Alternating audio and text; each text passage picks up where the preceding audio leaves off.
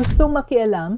May family member ka bang gustong-gustong makialam sa business ninyo ng partner mo? Yung tipong lahat ng desisyon ninyo bilang mag-asawa or mag-partner, may comment sila. Bakit ganyan ang profit split ninyo? Dapat ikaw ang mas may control. Baka ginagago ka na ng asawa mo. Nako anak, I've heard this from couples who are running businesses together. You've proven your business works, you've survived the challenges as husband and wife, you know your partnership. Pero family, they still have opinions. Strong opinions, unsolicited opinions. At ang hirap kasi mahal mong pamilya mo. Pero nakakapagod na rin mag-explain ng paulit-ulit about your marriage and about your business arrangement.